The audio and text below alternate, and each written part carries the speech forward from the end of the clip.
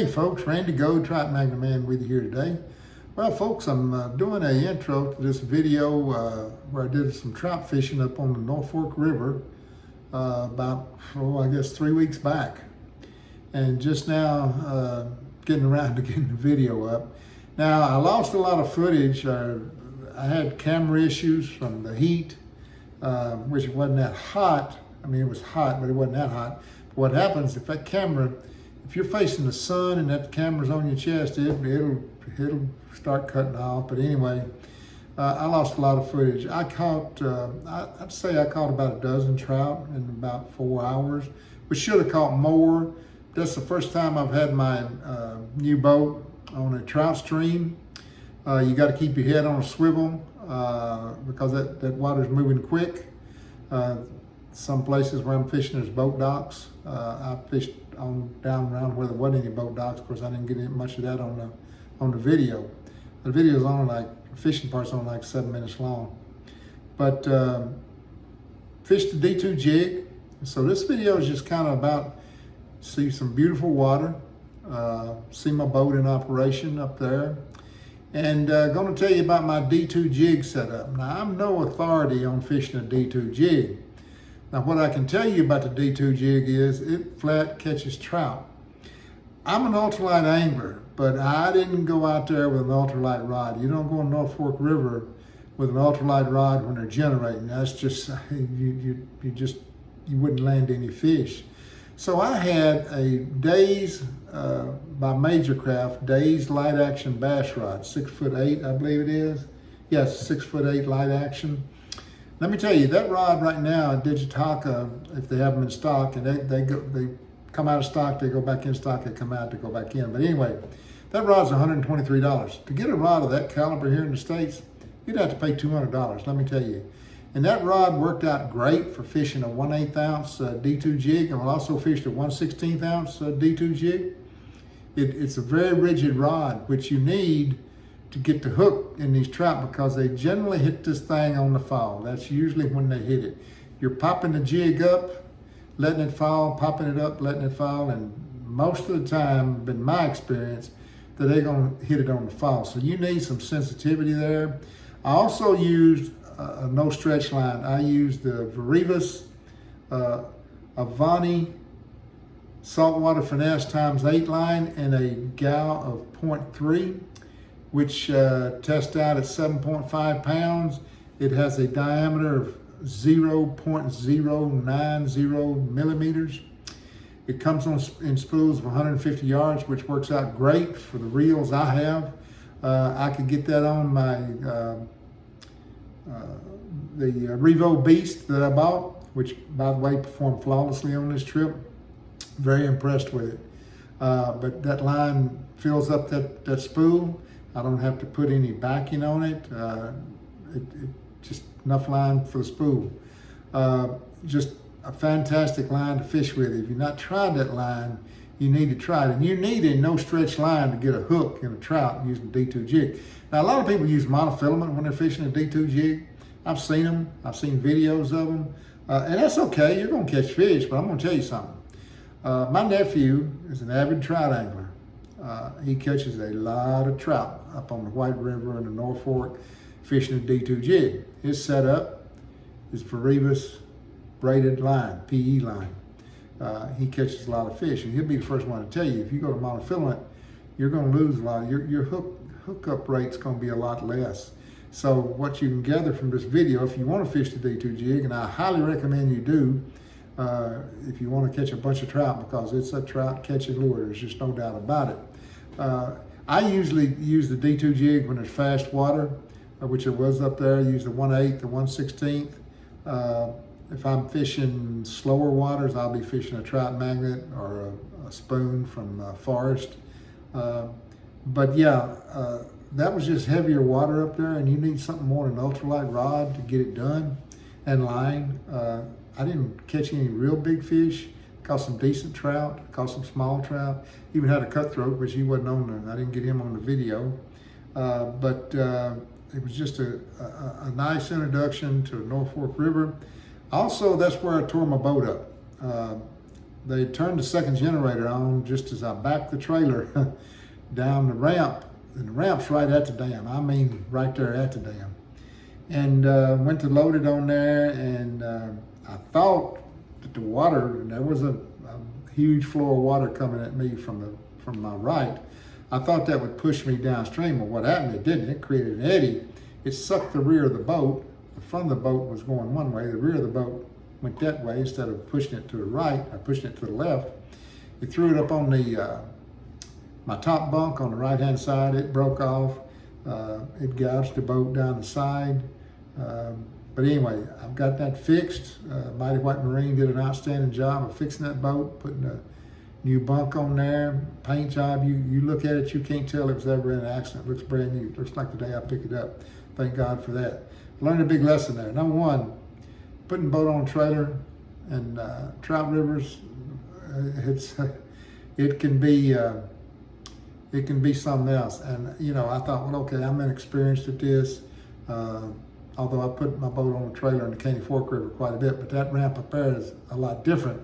That ramp is facing downstream, which is great. You don't have that issue. The ramp is facing downstream. You load it going upstream, that works out great. But when the water's coming right across you, that doesn't work out too good. But since then, I've visited a couple of ramps up on the White River and watched people come in and load their boats. And I got to tell you, I'm not the only one having trouble loading boats on a fast trout stream. Seen a lot of people up there make 3, 4, 5 attempts, get their boat on the trailer. They eventually got it on, but I'm like, yeah, they're having trouble. They're having trouble. But anyway, the boat's fixed, it's repaired, it's great. You know, hope I don't do that again. But if you've never been on a trout stream in your boat and it's moving pretty quick and you're trying to load on a trailer, I want to tell you, you need to be prepared, go slow, as slow as you can to get it on there, because it can get hairy when you're doing that. But anyway, so this video is basically about my setup that I use, which is the Days Majorcraft Bass Rod Light Action, the Varivas Saltwater Finesse Avani fishing line, which by the way is it's the thinnest 8-braid PE line ever. That's according to Varivas' site. And what I like about Varivas' site, that's not marketing, that's the truth. They tell the truth about their lines. They make some fantastic lines. It casts great. I didn't get any wind knots. I didn't have any issues at all. I know a lot of people don't like braid, but in this case, it's going to put more fish in the boat for you. And it's a highly manageable braid. It doesn't have a lot of issues the other braid does. Also, I use the, let me pull it up here, the line conditioner when I put this braid on. Now, that's not exactly, you don't have to do that for that line to be okay, but I'm going to tell you something about this line conditioner. I use the Varivas Line Conditioning Pro Spray. Can't get the words out of my mouth. What I did is I put it on there as I put that braid on the spool and let it sit overnight. And it's supposed to reduce friction, which I think it does, and increases line durability. I don't have any fray on that line at all. Of course, I haven't used that much, but it's just, it's a great line conditioner. I don't know if you folks use line conditioners or not. If I was going to use line conditioner, it'd be this one because it's not oil-based. You can spray it on your reels and it won't do any damage. It's good stuff. I highly recommend you check it out. I think you'll like it. It does what it says it'll do. But yeah, it was a great trip other than tearing my boat up. Matter of fact, tearing my boat up, once I got on the trailer, I couldn't take it off the trailer again because I just keep putting more gouges in it where that bunk is gone. All sticking up there is 2 bent metal bars that'll be rubbing on the side of the hull. So I missed out. I was supposed to fish the next day on the White River. Well, I didn't fish that day. I stayed up there, but I didn't get to fish, which I wish I would have. But just wanted to get this video up and let y'all see the NorFork River. Some beautiful water, a lot of big fish in there. You'll see in the video where you can't see it. You can't see the follower I had. My wife saw it, I saw it. It was a big fish, and I suspect it's a brown, but I don't know that. But it's a big fish, very big fish. So anyway, folks, just wanted to get this video up. Hope all of you are well. Hope all of you are safe. Hope you're out fishing. Hope you're catching a bunch of fish. So until next time, sore lip 'em all, and like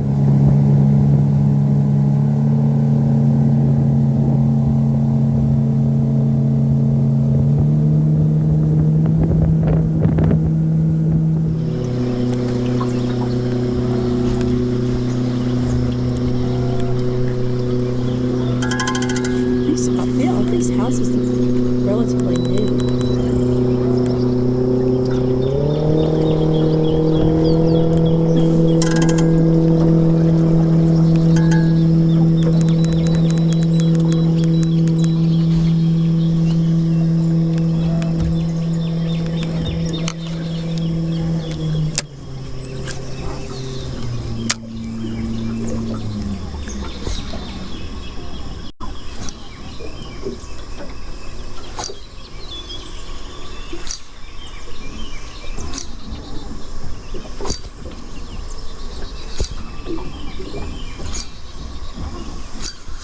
There we go. Ooh, this is a head shaker here, folks. Yes, sir. Better fish than the last one, I do believe. Yes, I can see. Oh, yeah. Yeah. All right. All right. All right. Beautiful rainbow. I wish you'd just look. Shoot. Fire. All right. Let me get the camera down in there. Oh, he's got a scar on him. Yeah, something had a hold to him. That's for sure. Something had a hold to him. That's a... come on now. Come on now. I can never hold these things. Where they quit. Okay, yeah, that's a... beautiful trout. Beautiful, beautiful, beautiful trout. Nice rainbow. All right, let's get him back in the water. Having to retie. What do you think? Now, I ain't got hung up yet, but...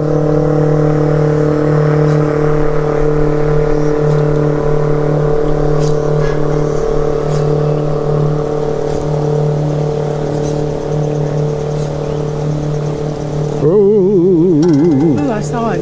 You see him? I did. I didn't get a good look at him, but it's... Why is it so muddy over there? Because of this boat? Yeah. Did he fall in?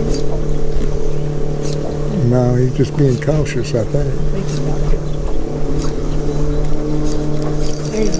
There he is, folks, on the D2 jig, Major Craft Days bass rod, light action. All right, get my net lady here to get this trout. There we go. I got him. Oh, shoot. He come loose on his own. Oh, he did. Good. All right. Need to get him back in the water, don't you? All right, folks, got to get this fish back in the water and get some.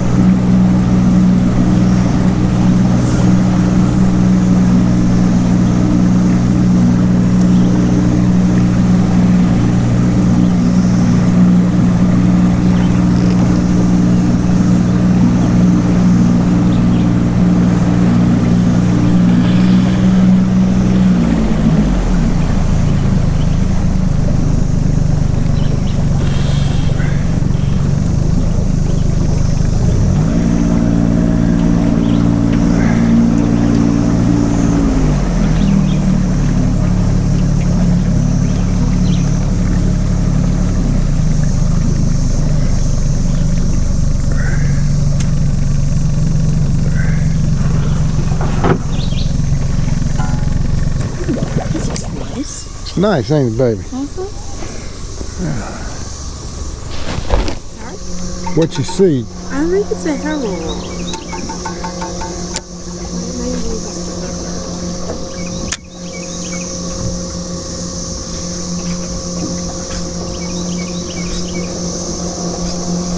Here he is. Here he is.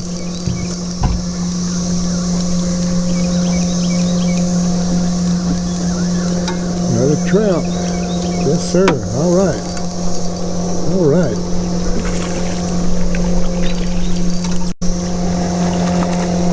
Get him up this way. Yeah. Yes. Yay, a trout. All right.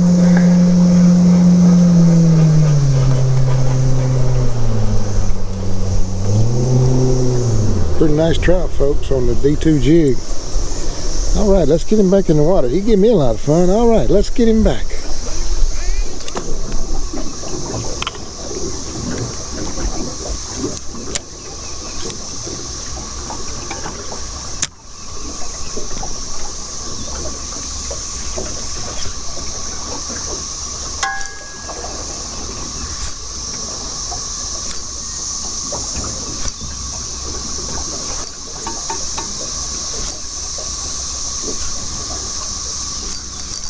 Here we go. Here we go. All right. Another trout.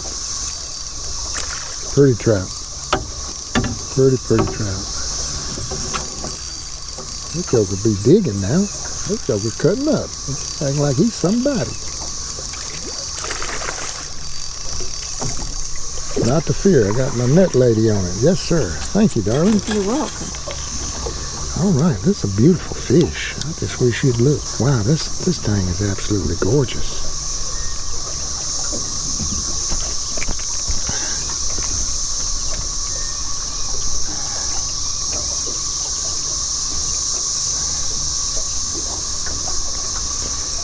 Beautiful fish, absolutely beautiful. It's about a 13 and a half, 14-inch fish. Let's get him back in the water.